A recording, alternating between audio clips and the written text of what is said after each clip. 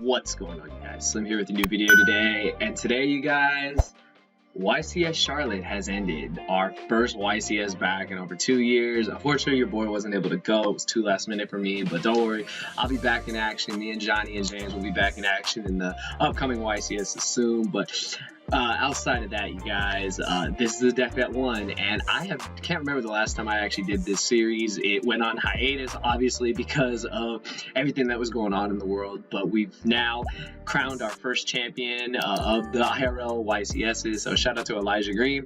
He piloted, of course, Prank Kid Adventurers to a first place finish. I know there was a lot of controversy in the finals, you guys. It was pretty crazy, but if you actually review the facts, you'll see that there was not a lot of cheating going on, like people spectated and stuff and expected it. If you actually watch the VODs and stuff, you'll see some of the stuff that went on. It was an absolutely crazy final, though, I will admit, for it to be super long, but in the end, this was the deck that won, and honestly, I think this was the deck projected to win, but we're going to get into it. You guys already know, subscribe, ding the notification bell, check the links down below. So this series is, why this deck won the YCS, and we go through the deck together, and then we talk about why I feel this deck ended up coming out on top. Pretty crazy, the top cut had a lot of these, and then not too many squeezed into top 16, top 8, and then this deck actually, going all the way to the final, so it's pretty nuts, but let's get into it. The key thing I want to say here is that Elijah's deck is 40 cards. That's right, 40 cards, not 60. There have been so many 60 card decks just mashing up every good engine in the game, and now we see that 40 cards honestly can still get the job done. So again, shout out to him for winning. I think this list was very well built, and it's constructed to take down the format, but let's get into it. So we got triple copies of Nibiru. The main thing with this deck is that you need to combo Nibiru with any other hand trap, and as you can see, he plays plenty of them, but Nibiru was one of the best cards. Shout out to Bordo, of course, for doing the live deck profile. I'll have a link down below to his channel, because that's where the list comes from. And yeah, he even talked about it that Nibiru was just insane. He actually swapped a Call by the Grave out for the third copy, so the card must have really been good. Obviously, this plus any hand trap can, just disrupt and break the whole board, and you just win when it resolves. You got, of course, the Wandering Griffin Rider. It goes with your adventure cards. You've got the 2 bricks, the Dasher, and the Celestial. It is pretty crazy, though, what these cards bring to the deck, though. Dasher just being able to give you an extra normal summon, and then Celestial being able to be a Pot of Greed is just insane. So there's no reason to not ever include these cards in your deck. If you're trying to win and play DBE, you got to do it. Now, this is where it gets interesting.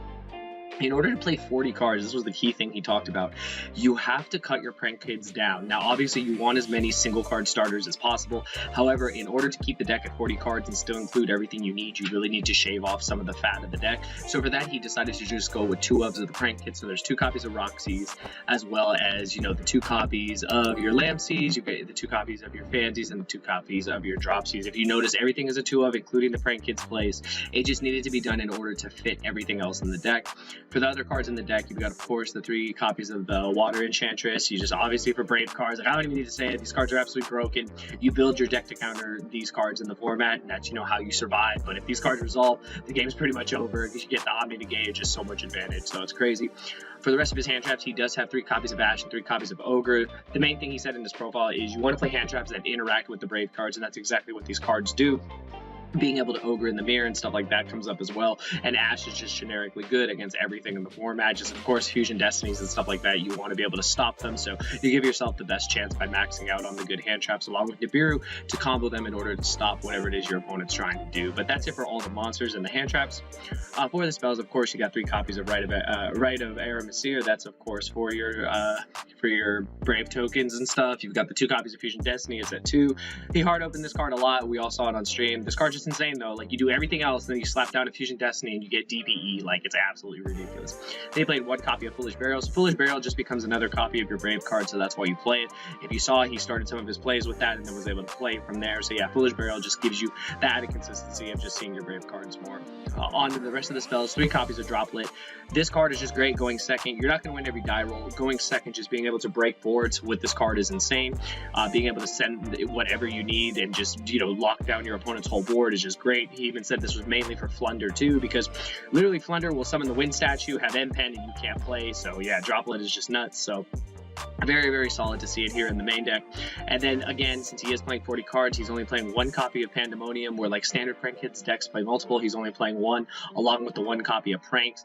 This is just your recycling tool, especially in this deck. Since you're playing 2-ups, you need to actually recycle your resources a lot more because you just have a lower Prank Kid count, so it makes a lot of sense. And then of course he is playing the Faithful Adventure as well as the Draco back for the rest of the adventure stuff. And I already mentioned he's playing 2 Prank Kids Place.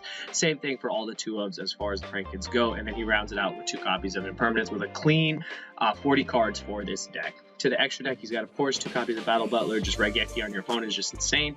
And he is playing Super Poly in the side deck, so he is playing Starving Venom. This card's very good. A lot of players do not think to use DPE to clear your Verte, and a lot of times you could literally just go Super Poly, get rid of the DPE, get rid of the Verte. They can't respond. It's Super Poly, so yeah, this card's great. I'm sure he caught a lot of people off guard with this.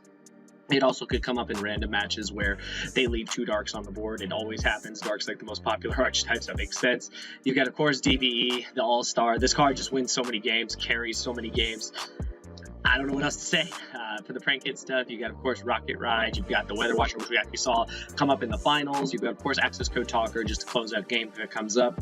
Of course, 2 copies of the Doodle Doodle Doo. You've got, of course, the Bow Wow Bark. 2 copies of Verde, which I found really interesting. I guess just if one gets stopped, you just have another. Just being able to keep extending and just go past the first Verte. You know, everyone will try to hit the first Verte with something. Like, they can hit it with a, you know, an Imperm or a Veiler or whatever, and you could just, you know, cut jokes on them. You just make a second one. So, yeah, pretty solid.